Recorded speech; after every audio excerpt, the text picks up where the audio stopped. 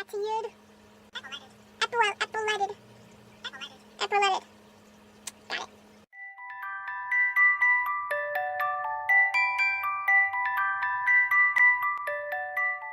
Hello guys, it's Echo here. I've been wanting to remake my bat play video for quite some time now, so here it goes. Bat play 101. What is bat play? Bat play is a subcategory of pet play, and pet play is a form of role playing in the BDSM category where a submissive acts as a pet. Or occasionally, sometimes you have people who act like wild animals like me. Pet play, however, is not to be confused with furries or other kin. How did you discover bat play? A few years ago, like back when I first got into pet play, I used to follow an educational sort of page on Instagram, and one of the pets that they talked about was bats, and yeah, that's how I found out about it. How did you know you were a bat?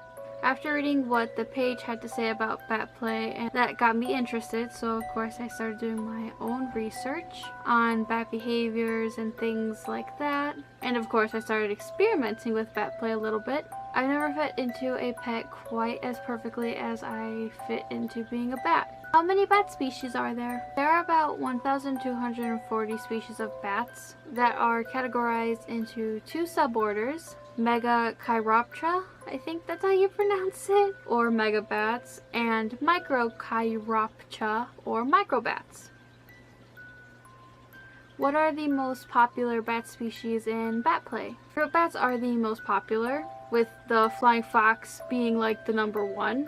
However, I have been seeing more of the Honduran white bat, though I'd say that the common vampire bat is either a super close second, if not the second most popular bat species in bat play. What is your bat species? I am solely a common vampire bat, and yes, as the name suggests, I do partake in blood play. Is there anything that instantly puts you in bat space? Yes, actually, aggressively biting is the fastest way for me to be in my bat space. However, I can also get like bat space triggered by blood. It could be real or fake blood. And nighttime, obviously. Can bats be trained like other pets? Yes and no. While bat play is a form of pet play, bats are not the same as regular pets like puppies and bunnies, or more like tigers and wolves. Bats in real life are virtually impossible to humanely domesticate, so bats in pet play are not a domesticated pet, we're a wild animal. While bats can be trained to do fun tricks and cool commands with a lot of practice and patience, we cannot be fully tamed. What are some personality traits that point to being a bat? Bats are very inquisitive, intelligent, stubborn, feisty, or untamable. These are only a few of the many traits that could point to being a bat. A lot of traits depend on the species of bat you're looking at. For example, the common vampire bat is a very solitary creature, while the Gambian epauletted fruit bat is an extremely social creature. So I highly recommend doing your own research on basic bat traits first, then looking into specific species and find your very own perfect fit. I also recommend experimenting with different bat species, and it doesn't hurt to talk with other bats in the community as well. Can I be a vampire bat if I'm not interested in blood play? Unpopular opinion here, no. Absolutely not. I'm not trying to be mean or anything, but I mean, come on. Vampire bat. Vampires are associated with blood, so like, I'm not saying you have to drink like actual human blood or animal blood. If you don't want to do that, then don't do it, it's fine. But if you don't even have like a single interest in blood, fake or real, or even if the sight of blood makes you feel sick, then you're not a vampire bat. Try out other species. There are over 1,000 different bat species. So if you don't fit into vampire bats because you don't like blood and you're not into blood play, then try a different bat species. It's important to remember that you will never be able to fully control your bat. But as I mentioned before, you can train them, and yeah, here's some tips on how to train them. Like any other dom-sub dynamic, you need to have a very strong bond and trust with each other. Moreover, when it comes to bats, since they are very alert and flighty creatures. Once your bat trusts you though, training can be a lot easier. Don't forget to keep some treats on hand. Praise is also very important. Bats can be pretty insecure of their performance from time to time, so it's important to let them know that they're doing a good job. Remember to be patient, don't train your bat too hard. Here are some good commands / tricks to teach your bat. You can train them to come whenever they're called. You can train them to hunt. You can train them to not bite as hard. They'll still bite though, because that's one of the things that makes a bat a bat. You can also train them to do flips and cartwheels, somersaults, things like that. They can be trained to guard objects or people, and you can teach them how to fetch and bring it back. Appropriately moving on to treats now. Fruit bats will enjoy basically anything fruit related.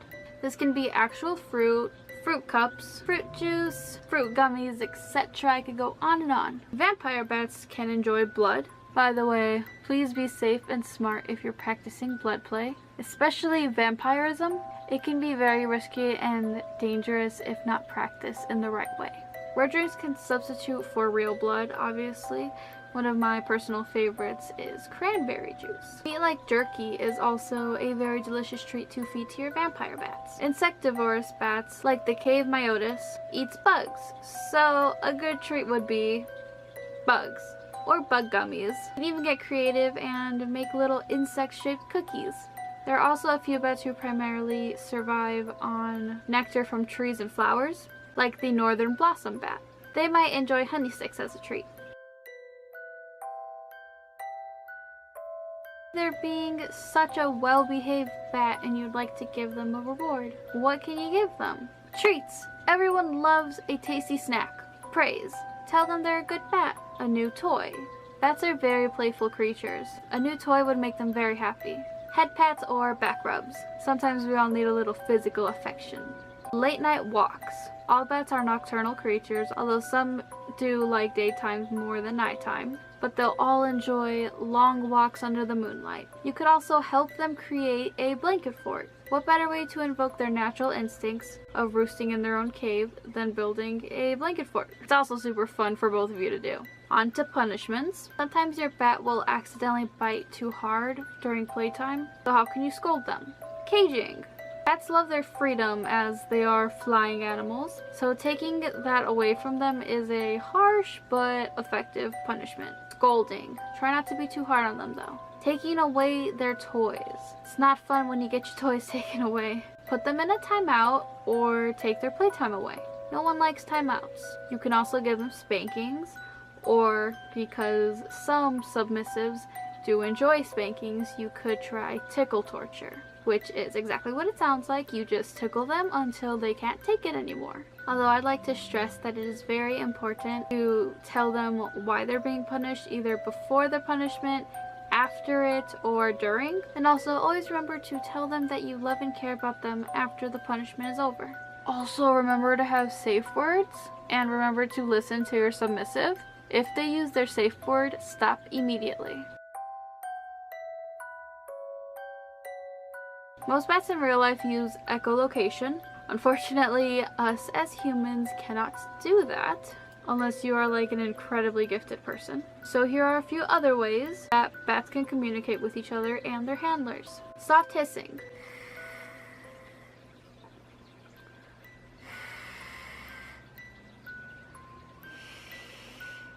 This should be taken as a warning sign from a very agitated bat. A sharp, loud hiss.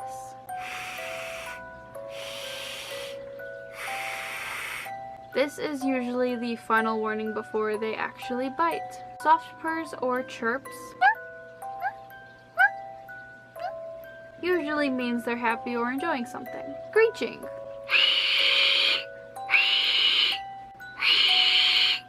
This can be an indicator of excitement, distress, or anger. So it's very important to pay attention to their body language as well. Songs or various squeaks.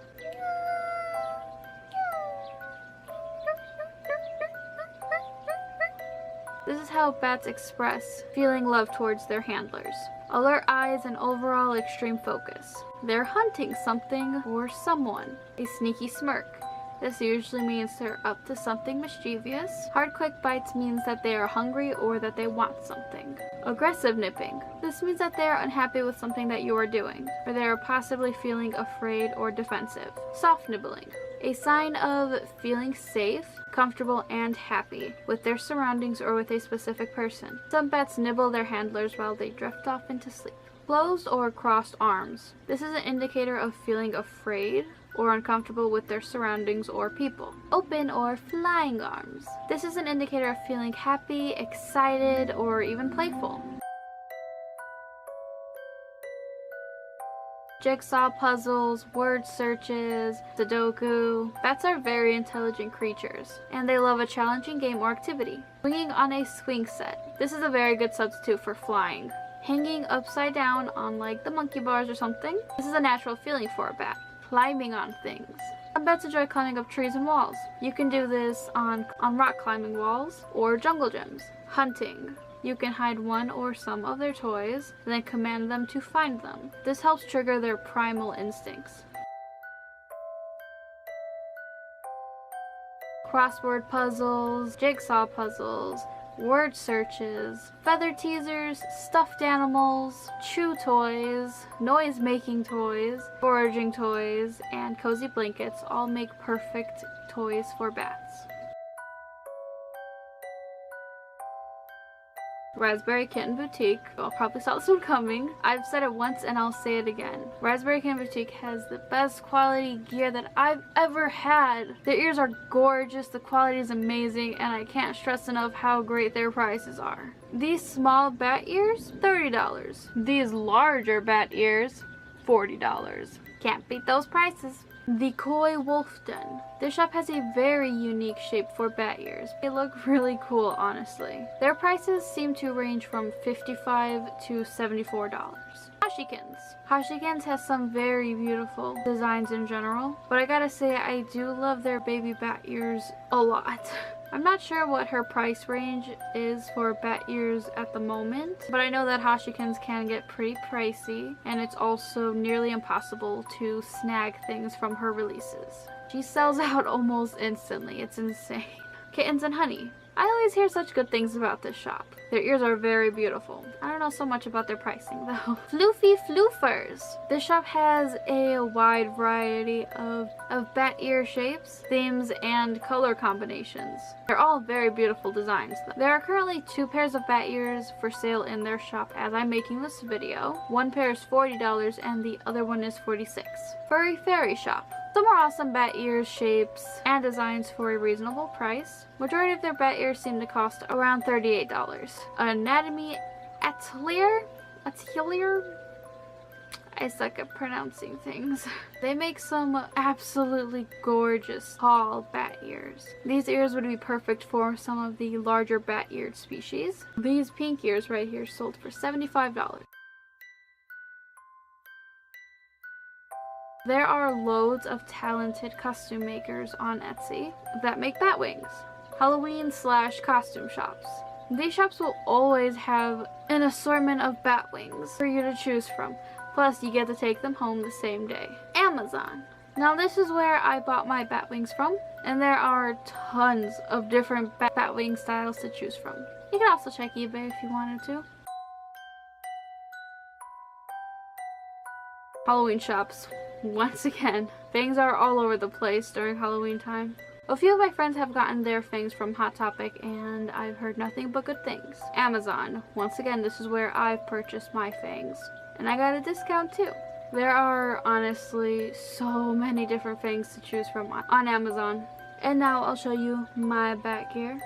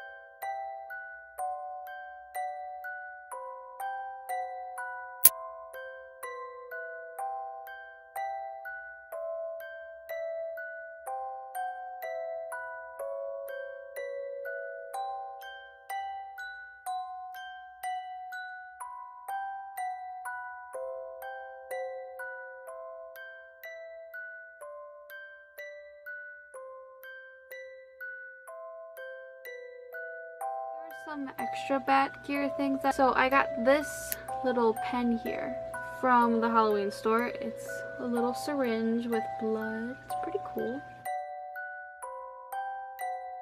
I also have this tub of fake blood. As most of you probably know already, I cannot use real blood in my blood fetish for personal reasons, so this fake blood really satisfies my needs. Along with that, I don't know how many of you remember me talking about this in my original bat play video.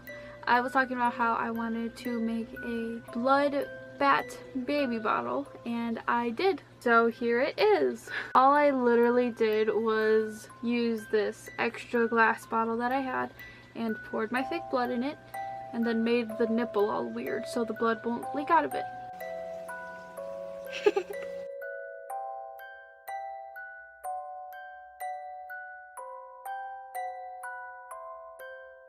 have a few little stuffed animals that I use for my bat play. This is a cute little ladybug, and here we got the cutest little hamster.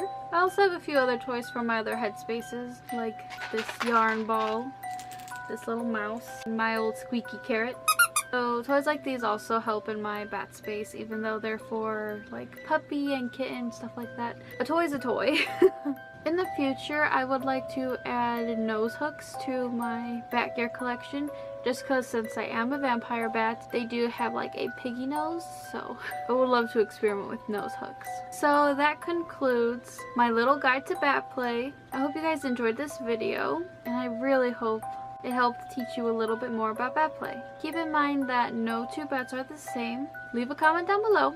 Let me know if you're a bat player or if you learned something new about bat play. Thank you so much for watching, and I'll see you guys in my next pet video. Bye!